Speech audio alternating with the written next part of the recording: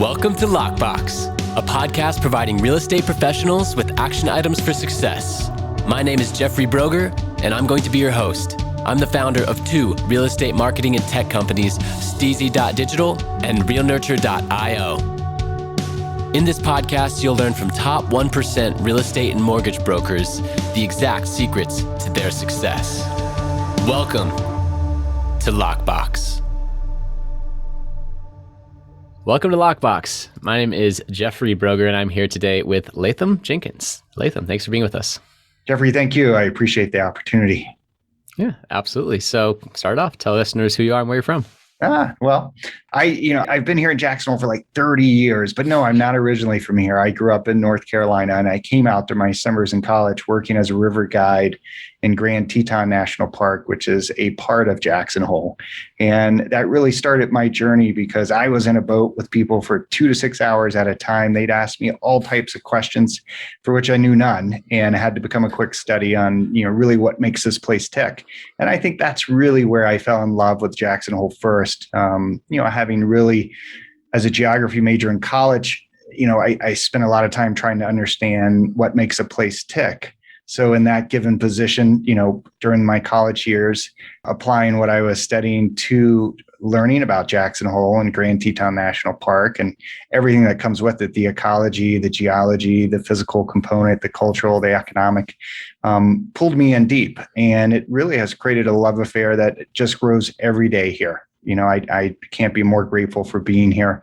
That deep knowledge also got me started publishing 2 guides locally, and this goes back literally 30 years. So I still publish today the travel guide to Jackson Hole and another one called Homestead, which is art and architecture in the community. And that's about 250 businesses that we work with and I have worked with. So, from the people side, it's really kept me connected into the community. The real estate component, working with those coming in from out of area and connecting them. So like many of us in the business, we play the role of connectors. We play the role of storyteller. And, if you truly are passionate about where you live, it's very easy for people to see that. And my goal with my clientele is to tell it as it is and see if it fits. It's not for everyone here. We have a real winter. Yeah. And grizzly bears on the way to grizzly bears, apex predators. Yeah. Keeps you on your toes. So you mentioned the guide that then transitioned into the magazine, right? And right. Then what was your first exposure to real estate and getting into the real estate world? I actually studied it in college. So I had a geography major. I had a minor in planning and also a minor in real estate. So, it's always been there. When I first arrived here, really the first paid jobs that I had, and it's been a big part of my journey, is being a photographer. So I was photographing real estate. And then the color copier came along on a small format that you could run down to the local print shop. So I started going out, taking pictures of these homes and leaving room in the blue sky above the front to put the title of the house in it, and essentially creating listing flyers. Previously you used to have to commit to a printing press. It was expensive, and agents didn't want to take that first step right out of the gate in case they had a buyer in their back pocket. So that started me on the journey of learning about real estate marketing, at the same time of still, learning about where I lived and what people love about it, and having a constant allure of taking photos of everything: homes, grizzly bears, time on the river, and really lifestyle. And that, still is very true today. I have a very active Instagram account just sharing what life is like here, because so many people really appreciate what the area offers, but they're not able to be here every day. And it fascinates them as to what we run into truly on a daily basis. And it's, fosters a lot of engagement that otherwise, if you lived in a city, you'd just have to work that much harder to come up with a story.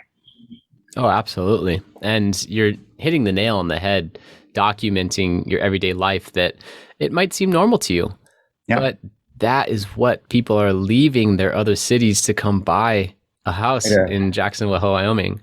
That's what they want to experience and see. So the fact that you've already gotten over that content hurdle and you're just documenting everything around you and interesting things that are occurring, it definitely helps you online. I can already say that. So I'm curious to follow up with some questions regarding that. But first, I would love to set some context for our listeners as to what kind of transaction volume you're doing. And then I have some follow-up questions for that.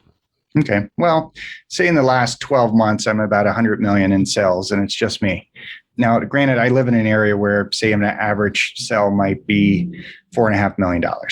So, the totality of the volume that I'm doing is lower than, say, a peer that I have in Austin that does about 20 closings a year, but she's got an average, 2 to 3 million per closing, which is really a beautiful model in real estate because you're not worried about one specific closing happening. Whereas here, my biggest closing this year was 18 million. So, it's these projects, they really are big projects on some of these estate sales, with the due diligence and the time that you have invested, not only in the marketing to kind of share the story, but the amount of due diligence that goes into large acreage and bigger homes. You're dealing with an out of area buyer. So they really are disadvantaged as it relates to truly understanding what they're trying to acquire. Everything from what does it cost to remove the snow every year to, what does this mean with landscaping for wildfire potential and wildlife hazards? Like I've never experienced that. So, but yeah, it's been a great year. Look, COVID has helped all of us in the industry. So I've certainly benefited from that. That's awesome. My extended family just sold their Telluride cabin. It was actually featured in the movie The Hateful Eight by Quentin Tarantino and a few other, I think like Buster Scuds and some other things that were like Western or old school. 25 million. Yeah. $25 million, epic cabin on Trout Lake in Telluride, like into the road, just incredible property. And they had it listed for like 5 years. Did they? It only took COVID to really build the demand, right? Yeah. But yeah, I have somewhat of an understanding of the market that you're in. So, with that being said, what kind of advice would you give to a broker out there that might be in a secondary homeowner market or a market that's similar to yours, and maybe they're doing like 20 or 40 million and they really want to level up? Like what kind of levers can they pull to help get to that next level? Well, I feel very fortunate to be I kind of refer to it as a lifestyle market. Let's face it, for Jackson Hole, it's a tourism market. It's where the majority of our, economy is focused. But, with that being said, I have a constant platform for storytelling. And it's never ending, almost to the point where I feel like I have to be careful because I'm bragging. And I just see it as everyday life. I truly do. But for others, I'm sure they're like, look, you don't have a perfect life. And look, none of us have perfect life. But the point being, what we jump from day to day to day is just not something experienced in markets like this unless you have these types of resources around you. So I feel like, when we think about the sales opportunity with someone who is an out of area buyer, which is the majority of our market, say here in Jackson Hole and honestly for the resort markets, you're constantly trying to help them align with whether or not is this the right decision for them. We're seeing younger and younger families move in, whereas before it used to be our parents buying in these markets and they didn't care about the schools, so to speak, or can I make a living in the market or what's it like to virtually work there? The trends have changed. So, I spent a lot more time talking about the schools. I spent a lot more time talking about, look, are you going to be bored intellectually here at this point in your life because you work virtually, but when you're off work, are you just with people that only care about skiing, fishing, and mountain town life, and you don't feel stimulated? So this matchmaking plays a big role. And I think, when people look in from the outside, sure, they need a realtor that can walk them through the process of a transaction successfully. But there's even a greater criteria, and that is helping them really understand the lifestyle and plan a role, introducing them into the community. And, when they're looking for agents, I think that plays a big part in who they ultimately choose. Do you really walk the walk and talk the talk of this lifestyle I'm aspiring for? And can you be helpful in ensuring that I'm going to have a great experience in Jackson Hole starting out life? I like to say, it's not that difficult finding the house. That's kind of meat and potatoes in the industry. What's most difficult is truly understanding what's motivating them to move here and trying to help them, align with answering the questions. What are they looking for in their life? Do they really want a home with a lot of quote unquote elbow room around it, which would mean in Jackson Hole 3 to 5 acres? or would they actually be more comfortable downtown? Because the problem with the 3 to 5 acres is it sits under snow for 6 months of the year. Yeah, those apex predators walk through your backyard when you're on the deck at nighttime, and they're in a cold, snowy night. You might feel like you're too desolate. You might be more comfortable transitioning first downtown to a more urban market, and then eventually, with time passing, being able to tell, hey, well, maybe I want to be in the outskirts. So, right. I think, long story short, just being a much better lifestyle guide is one of the ways to really help. And look, with that being said, you got to go out and find those people. I think the hardest thing, Jeffrey, is that any of these marquee markets, Aspen, Jackson Hole, so forth, people come connected here. You can't throw a dead cat and not figure out who you might have gone to college with or this or that. Many of us are either from the East or West Coast. We've come out of markets or colleges and universities that, have created a lot of connections for us in life. And so, you've got to be very proactive in marketing. And let's face it, they're all using the internet. So what are you doing online to create a difference? And how do you connect with them? And then what does that pipeline look like once they connect with you to build a rapport and hopefully the trust needed to win them over to represent them in the real estate transaction? Man, you're speaking my language. And I'm very lucky because when they come into town, I get to take them skiing. I get to take them out on my boat to go fishing. And there is no better way to get to know each other than doing that. If you've never fished a day in your life and you're with me, it tells a lot about both of us, right? Do I have any patience? Can I be successful in helping you do something that you've aspired to, but you've never done it before? And if you are so lucky to catch a fish, what happens? But I tell you, Jeffrey, when they get a photo of a fish in their hand, man, it's the greatest marketing tool ever. It goes to everyone, right? Yeah. And so, having genuine experiences goes a long ways of winning them over and hopefully having a lifetime relationship with them here. Yeah, I love that. So my follow-up question, which by the way, you answered the, how can a broker in a market like this level up question masterfully. And I think that your focus for online and how out-of-state buyers are discovering you, as opposed to going through their network to find someone there that does real estate, your focus on the internet is key here. So you mentioned Instagram. I'm curious what you're doing on YouTube. Yeah, well, there's a lot of room for improvement on YouTube because I have natural, content opportunities just around me. And so I've shot a series of short form videos that I use, and I use them religiously when people reach out to me. Like this time of the year, the elk are bugling. So that becomes, part of the dialogue of like, hey, if you're coming in this week, let me take you out to see this. And this is best expressed through the video. And I find the video tools to be very, very important because it really shows that you've spent time and energy developing this content, and it's my content. It's not someone else's. And in most cases, I've shot 100% of it, which means I was there in the moment doing it. Now, there's a trade-off between, you're out there trying to be quiet, photographing an elk, and at the same time, you're trying to keep up with a text string with a client.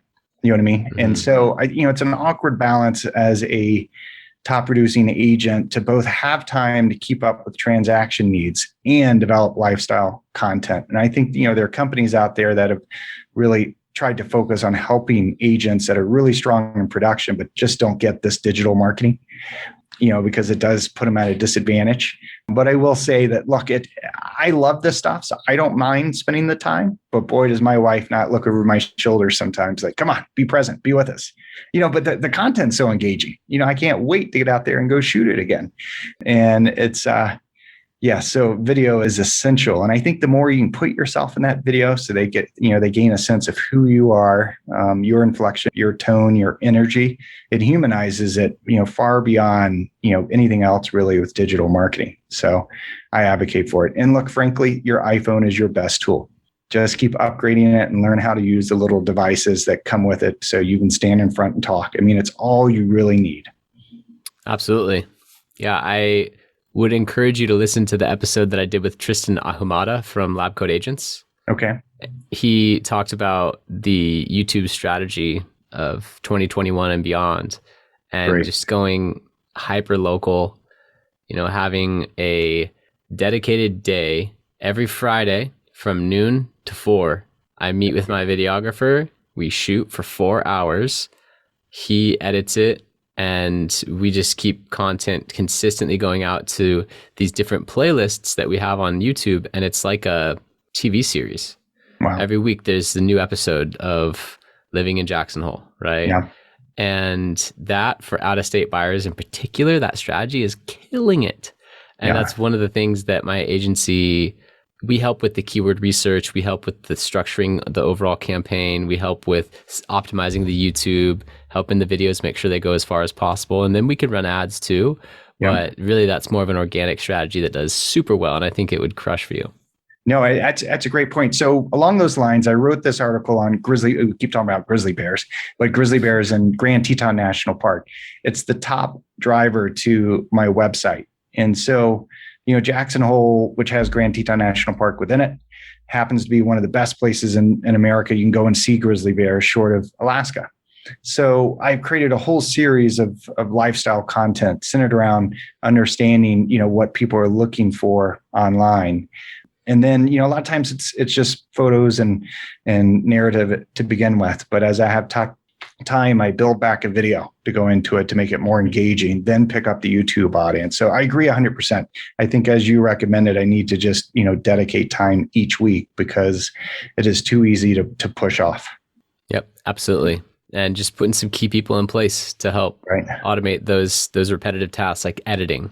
Yeah. Or, being on the other side of the camera shooting, or, the SEO stuff, like optimizing the video. Like, you don't need to be doing that, right? Yeah. No, there are other people that are great at it, can spend the time it takes to do it on a detailed level. And, I think the other thing for me living here is I have a pretty large B-roll index of content. I'm sure. And so that B-roll index of content is very valuable with marketing listings, because if there's elk on the property, you go back to that footage. If there's, Northern Lights, stars, whatever it is, That's smart. You kept it and cataloged it. Yeah. So it's cataloged and easy to insert and just build up, much more captivating story. It's interesting. I had one of my listings I sold this year.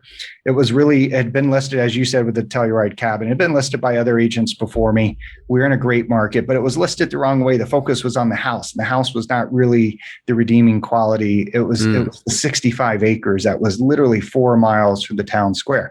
So you had a perfect world. You had a ranch, but yet, you could be eating at the 5-star Snake River Grill for dinner.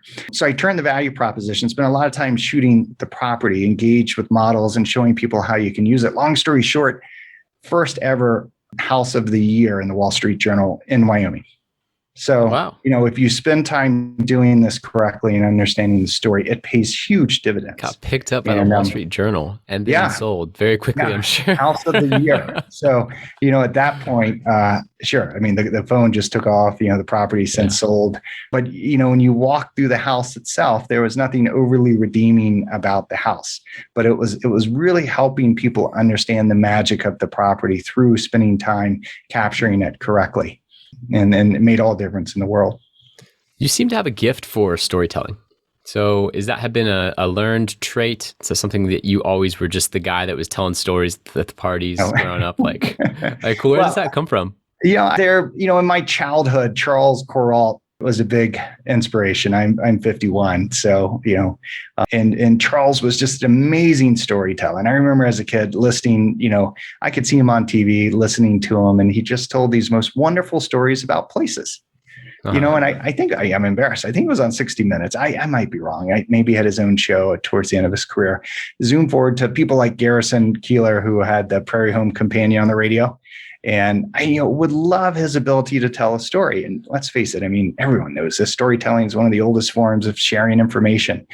And, I've always focused on that because I feel like really my role in marketing real estate on the sell side is basically figuring out the story of the property. Every home is, to me, a brand into itself. Right? Go figure it out. What are the redeeming attributes?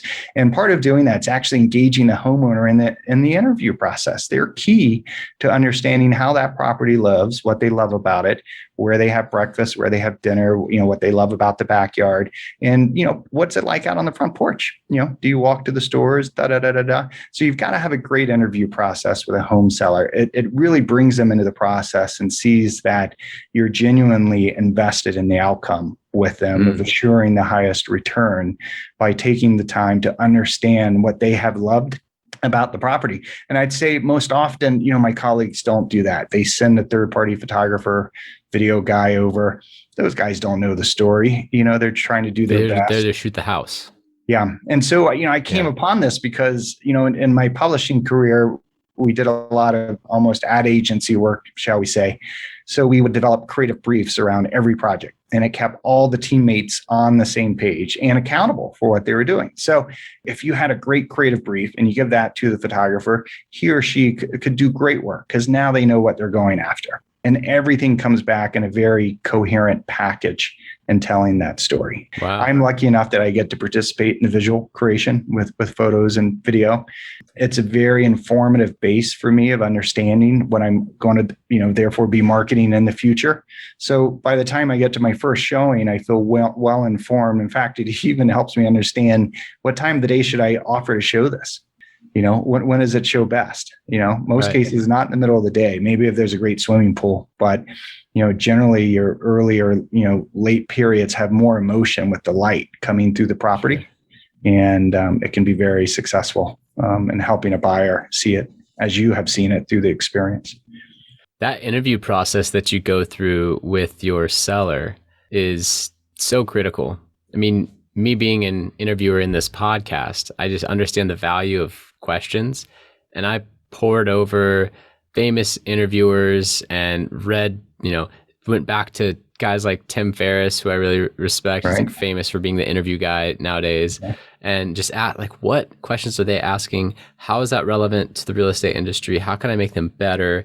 I mean, for weeks, I was getting my questions ready for this podcast to ask each guest, because the person asking questions is in control of the conversation, number one.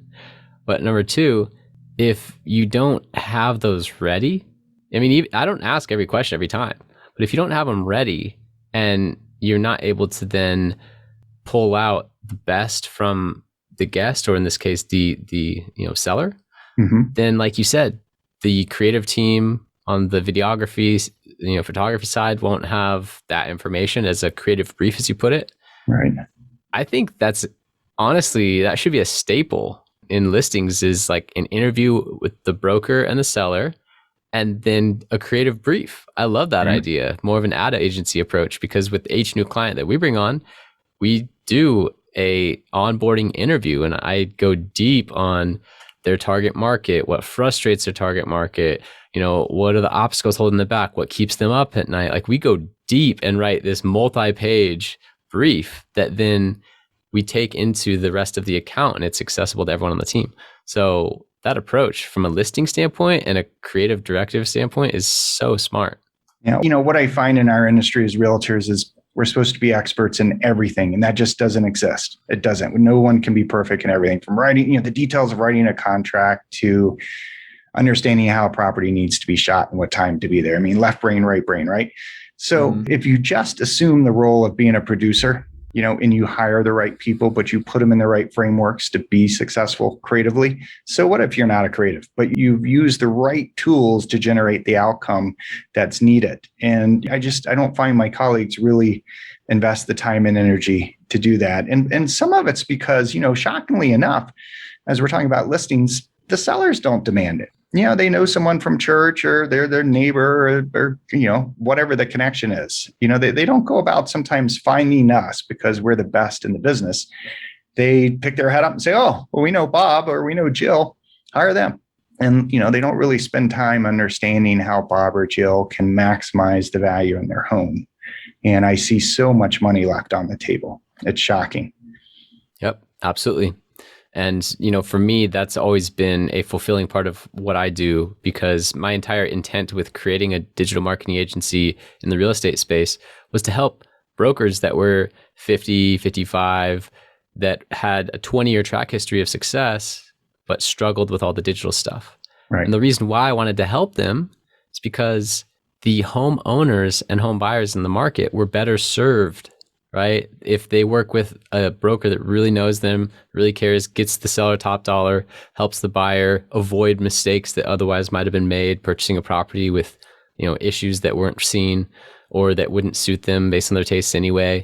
Like, there's so many little nuanced things that happen during a real estate transaction, and the expertise does matter. So for me to add 5,000 database clients to a broker who it took him 20 years to get to 9,000 database clients, and now in 2 years he has an extra 5, like that for me just is really fulfilling to be able to get them out there, really upgrade their digital presence, because it's just so important nowadays. And so many brokers, to your point, really struggle with it. Yeah, well, it's we all have the capacity. We just don't know how to use the tools sometimes. And I feel like, look, tools are tools, like what's in your toolbox, right? It's a freaking hammer. But unless you have a good plan of how you're going to use it, it's just a static object. So, people are always talking about this or that, and like spend time just understanding what you're sharing. And my favorite copywriter that I've ever worked with always started with this question, Jeffrey: why should anyone give a damn? If you're going to post something on Instagram, why should anyone give a damn? You know what I mean? So if you really want to engage with people, if you want them to give you part of their day to look at your content, start with that in mind. Does this create value for anyone looking at it? I don't want to see your dog. I don't want to see your pasta. But tell me something that makes me want to open this next time I see it. And I'm lucky. I live in a market where, I could show you a picture of a grizzly bear and you're probably going to open it because it's interesting. But when it comes to a real estate listing, I'll spend time waiting for that grizzly bear to walk across the front of the property. Now I put two things together that have created, an interest beyond just lifestyle here. And we're lucky because we have wildlife on most of these properties. I love it. And that's a great question. From a copywriting standpoint, which copies and writing copy is something I've studied extensively. The whole key is you're not writing copy for you. Right. You're writing copy for a single individual to experience on the other end. Yeah. So, well, you might go 3 sentences deep before they've even said anything meaningful. It always starts with not to be missed, gorgeous home. I'm like, please start with this list of do not use words. Do not use these.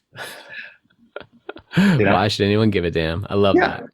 Well, what I'm curious about is it seems like a pretty straight line to success from, your days being a guide and the transition to the magazine and the transition to real estate, and you still have the magazine today.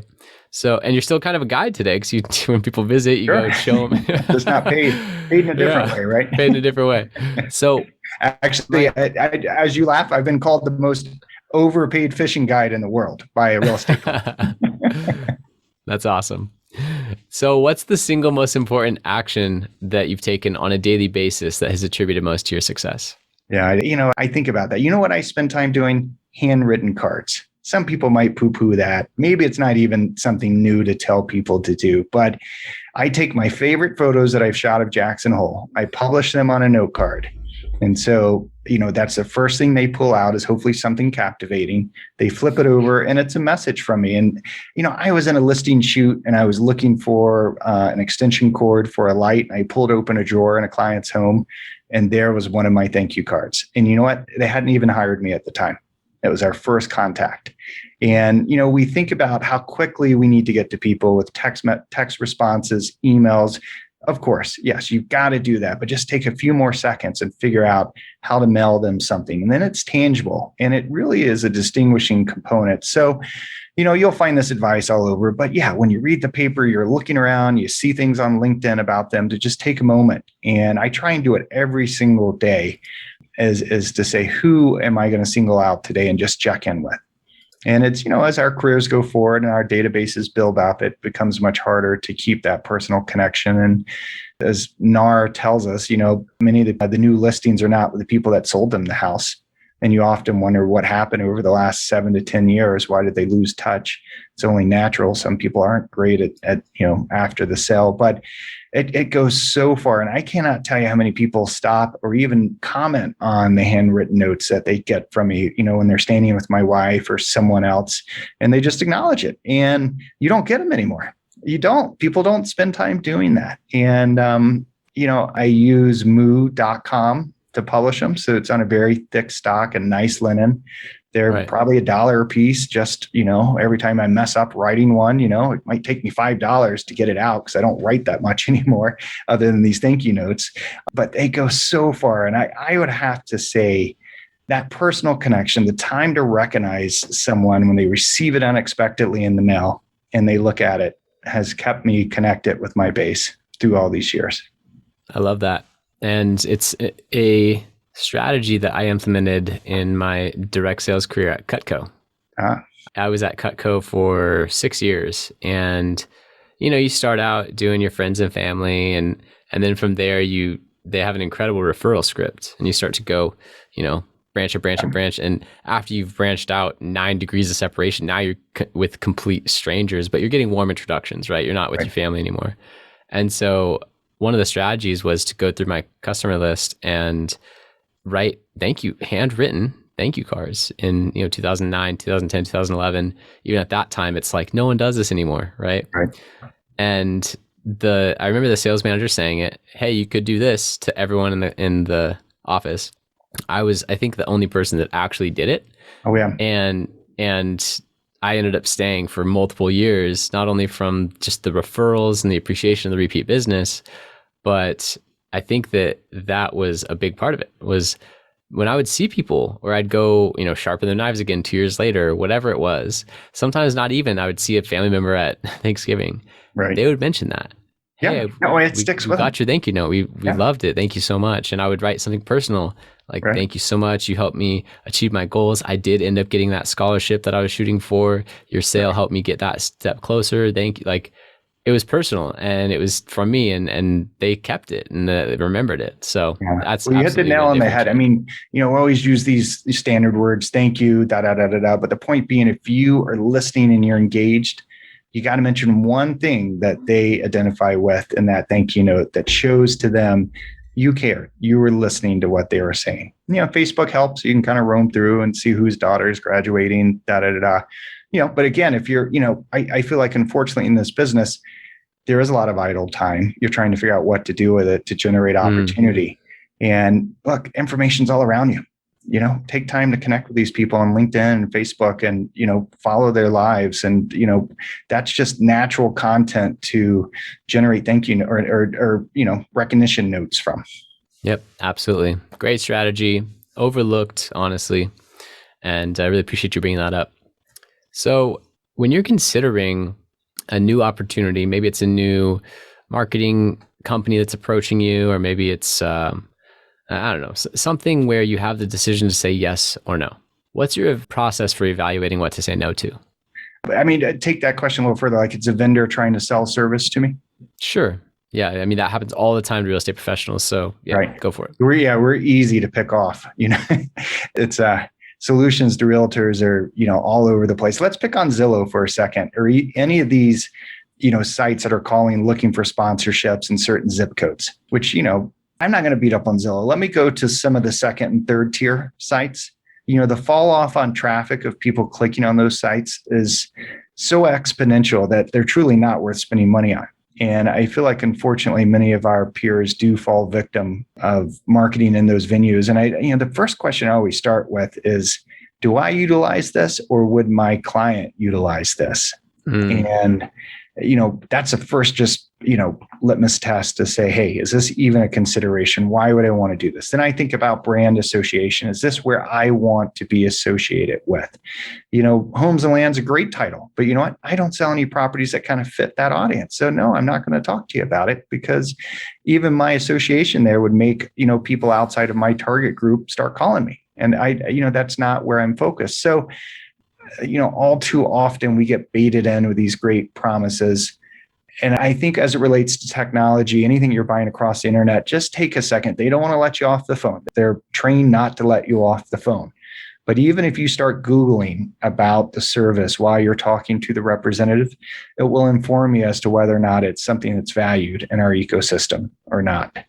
And, of course, you got to go deeper in who the audience is and what to expect out of it. And, this conversation goes even deeper. I think about what's the value of links coming off that website to my website? Maybe people don't, they don't know what I'm talking about, but from an SEO standpoint, while I'm talking to them, I'll check to see if it even has a no follow on it, and it starts to inform me, because when I think about digital marketing too, sure, there are things that give you quick visibility, but they're here today, gone tomorrow, or not even tomorrow. They're gone within an hour, right? But if you're making an investment in sites that continue to push page rank to you, those are investments that pay dividends on and on and on and help with your Google ranking, which then helps reach people you don't even know you're trying to reach, but, identify with you and reach out across your website. So, it goes deep from this standpoint. You know enough too. I don't want to confuse people, but yeah, start with the question is this something I would use? Would my customers use it? Does it put me in a good light? Does it elevate my brand? Do I have the creative resources to take an ad in such a setting? People buy space and they don't have anything to put into it. And they won't make a decision about it until the 11th hour on deadline. And they just settle for something trashy that they publish about themselves. I hate to say trashy, but it's just not what it could be. So well, you're right though. Yeah. It's kind of like the big decision is whether or not to spend the money. Well, actually the decision needs to start with, what are you saying about yourself? And again, why would anyone give a damn? Why would anyone give a damn? Probably going to be the title of this podcast. I think it's great. I think, before you say anything comes out of your mouth in life and conversation, I mean, think about it. The great conversationalist, we just sit there and we just listen to, right? Mm-hmm. Unlike, I love Larry King's statement. I've never learned anything while my mouth is open. You know what I mean? Granted, we're in sales, so we love to talk, but I don't learn why I'm talking. But the great conversationalists keep us engaged. And thus, if you want to take up some of my time today, I hope you share with me something that's valuable. Absolutely. And in that you've thought about, right? So. Oh, and it all comes back to value. Yeah. So in the last 5 years, what new belief, behavior, or habit has most improved your life? Ooh, and maybe it's part of just, those my age or older will identify with it. Patience. I find I'm more successful in real estate through just being patient with both buyers and sellers and in the midst of a transaction. Our job is trying to keep two people together, moving forward on what we believe is a mutual outcome they both desire. But, if you get focused on losing a commission, if you get focused on losing a deal, you often aren't able to be helpful in keeping things moving forward and really understanding what's important to focus on to get two people to come together, on a purchase. And I have found as I've gotten older that, sure, when I was 30, ultra aggressive, this and that, whereas now, a lot of times I don't get rattled like I used to. And I just sit there and I think about things and I don't feel compelled to always have an immediate solution coming out of my mouth. I think it's okay to tell people, you know what, I'm going to think about this and I'll get back to you at X time. And that's what they've hired us for. We do this every day and we're in the minutia of, someone wanting a lawnmower. If they don't get the lawnmower, the deal's blown up. You know what I mean? You're like, well, come on. They're not going to buy a house because of a lawnmower. Don't get focused on that. And oh, by the way, if it comes down to that, I'll buy you a lawnmower. Right. Exactly. You know what I mean? But I it's coupled with respect. You got to respect everyone in the process, no matter what they do. It's just, it's a business that you don't always get that. You don't get that from the other broker, maybe not even from your client, but take the high road and think long-term and, be patient. The things that are meant to happen tend to happen in life. I think we learn that as we get older too. Just don't get in the way of it, right? And you get in the way of it through not being patient. That is so true. You really nailed it talking about how patience relates to respect as well. I think it's like the ultimate form of respect to have enough faith in someone or something that you're putting energy into that it will all work out for the better, and having the patience to be able to let that happen. Right. So patience for me, I was somewhat born with it because I have 3 older sisters and a mom. So I had to be patient. Anytime we're getting ready to go to a baseball game, okay, cool, 5-minute shower, let's go, Dad. Yep. 2 hours later. Yeah. Rolling out the door finally after everyone's ready. So right. Yeah, I just was kind of born with that. But ever since then, I don't know if it's my astrological sign, or if you believe in that or whatever, but I've always been a very calm, patient person.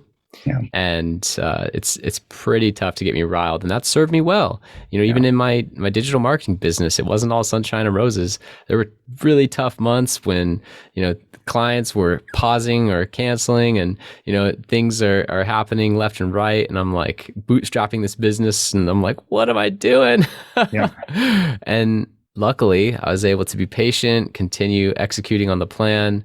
And now we're in a completely different situation today. So, patience truly is a virtue. Yeah. Well, even, when you represent buyers, it'd be all too easy to try and talk them into something, and they, in Jackson Hole, as in other lifestyle markets, they're really aspiring to get going with their life. And so sometimes they're willing to overlook major flaws in properties.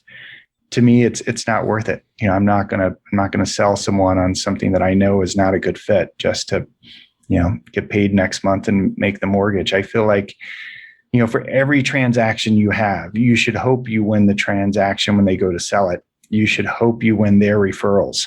So, sometimes my wife will say to me, aren't you just too busy to take that on? But I'm like, sure. But you know what? If I let one thing go, it actually is more like 3 or 4 things will pass by. So, I'm going to do my best to serve that client no matter how busy I am. Because really, if I let go of one, I'm letting go of 3 or 4 deals.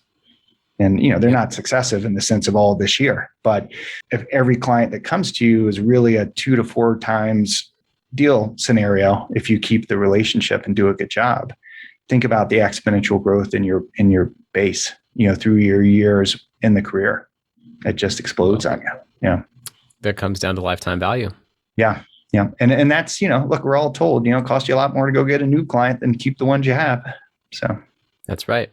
Yeah. And lifetime value is a very important concept that I highly encourage anyone running any business in the world to look at, because it's applicable across all industries. Right. And the concept, you just mentioned it, it's not the first sale, which is how much that customer is worth to you. It's the first sale plus any referrals that they would give you, plus any time they speak to anyone and share it online, and you might get some residual business from that, plus repeat sales in the future over the lifetime of your relationship with them through the business, which could be 15 or 20 years. So I did the math through a calculator that used to be on topproducer.com. I did it for like a $300,000 price point market, and then like a $600,000 price point market, because that's what San Diego's median house price was at the time. Okay. The average lifetime value for a real estate professional in a $300,000 market was $50,000 lifetime value for one new client, based on very conservative referral and repeat business metrics. Right. Yeah. No, I mean, for San Diego, it was $100,000 for lifetime value for a single client. Yeah. You zoom into a market where today, like Jackson Hole, the median price in the third quarter of a home sale was $4 million. Look at the math on that. Exactly. So I appreciate and value what you mentioned there of like, if I'm letting this one go, I'm letting 4 go. Right. No, it's true. Yeah. And, you do need to ask the question, can you handle it? You don't want to have a bad experience because you can't handle the work. So, I don't want to say at all costs you take it. You need to be smart about it. But, look, we're in an up market. So it's not always this way. And that's right. Make hay while the sun's out, because it's a market. It goes up and down. That's right. Well, is there a question that I should have asked you, or something that you'd like to elaborate on from earlier? Good point, because I'm talking about myself, right? We're not supposed to talk about ourselves. So our moms say. The one question that I saw that you'd kind of put out there as potential is, what does the business look like going forward? Will we get reduced to just being something that you can do all of this online? And, I struggle with this because I think what keeps me up at night is whether or not, the legal challenge to our commission structures puts us in a whole nother realm going forward. Of course, everything is negotiable, but there's a big lawsuit out there that could change how we get compensated. I feel like that would drastically impact people in other markets, where the home values are less and they're trying to make a living on a much reduced commission structure. I feel that it would be, it's unfortunate it's being challenged because, it's kind of like what they say in Vegas. The only people that pay for Vegas or the people that pay for Vegas are the losers, right? Like, in other words, no one understands in this business that we only get paid when we win, and we don't win them all. And it is so frustrating when you lose them, and you look at how much time, effort, energy, and money you put into some of these deals to then, have to walk away from it. Again, be impatient. Maybe it comes back around. And so, watching what's going on the commission front is something that concerns me. And also watching this thought that this process can be automated from end to end. Maybe I'm crazy, but the human element in it is so strong. Again, someone blowing up a deal over a lawnmower. Well, how's a computer to interpret that? It would really, we're not buying stocks here, where value is very transparent. In fact, if you hire a great realtor, he might get you more for your house than what it's worth. But he's convincing a buyer to pay that in the process. And doing so has paid for his role in that process, or her role in the process. So, long story short, what keeps me up at night is that this industry could evolve on us. And how do we evolve with it? There's still a role for us. You can't completely take the human realtor role out of this. I don't know how it would happen. I really don't, because the home values are not like a stock. It's not that easy to just do it with emails. Could you imagine? I couldn't even imagine the dialogue between buyers and sellers, especially electronically, where you take the emotion out of it. You'll say anything, right? You're not sitting across the table from them. So I think that would just blow up so many deals. It wouldn't be worth it. But there are going to be people that do it. It's always, look, that's, people have been trying to evolve this industry for a long time. And ever since the internet, really created a disruption the way that we share property information. Yes. From the old MLS books. Yeah. We're no longer the keepers of information. Right. But with that being said, the concept of a single entity being judge, jury, and executioner on your property's value, the contracts, the mortgage, and tying it all together, and then just a buyer and a seller talking to each other, that's a scary future. Yeah. No, it is. The big why for my company has been, when we really drilled down and we did some team building, and we were thinking like, why should anyone give a damn?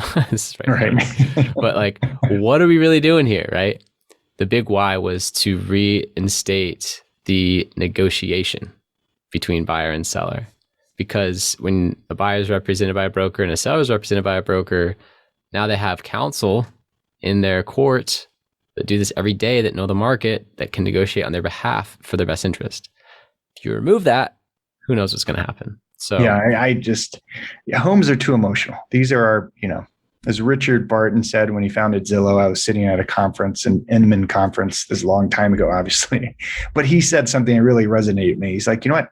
People have an innate interest in each other's spaces. It's like back to the caveman days. Let's go over to Joey's cave. He's got a cool cave and great sunset, right?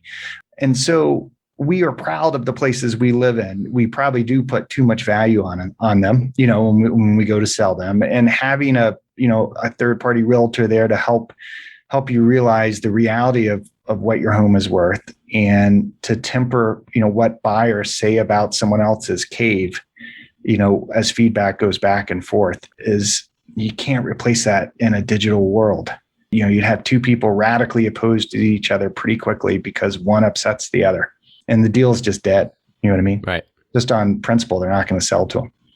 Right. And so, and then you take somewhere like Jackson Hole, where things are really laid back, and then you take a highly motivated or a place that I'll beat up on New York for a second, someone in New York coming in and being fancy in the negotiations, and it goes over like a fart in church. You know what I mean? It just doesn't work. So I do feel that's why the local level realtors are really good at helping to keep these two parties moving forward versus opposed to each other in a transaction.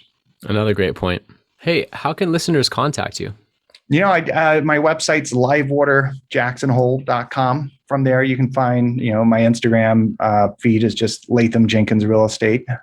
Would love for them to connect with me. It's something that I follow. Everyone that follows me as a way to learn about their lives and what's going on, and love sharing what's going on here. I always enjoy any type of peer connection. There's always a chance to learn from one another. Awesome. Latham Jenkins, everyone. Amazing real estate professional out there in Jackson Hole, Wyoming. So if you have a referral, send it his way, and I'll definitely link below. This was an extremely valuable conversation. You have a lot to offer, and I appreciate you sharing your lifestyle there, and really sharing your success by being with us today. Thank you. Well, Jeffrey, thank you. And I appreciate all the listeners giving us time. It's It wouldn't work if it wasn't for that. And again, if you, as you said, if you leave with one thing today, ask yourself the question before anything comes out of your mouth: why should anyone give a damn? Or you post a photo on social media, right? So yeah. That's right. Awesome. Have a great day. Thanks, Jeffrey. Thank you for listening. If you want to accomplish your real estate goals, then I highly suggest downloading my free Ultimate Real Estate Goal Setting Framework. The link is in the description of the show, and it will help you break down your annual income goal into the amount of phone calls, appointments, or open houses you need in order to achieve that goal. Thank you so much, and we'll see you next time.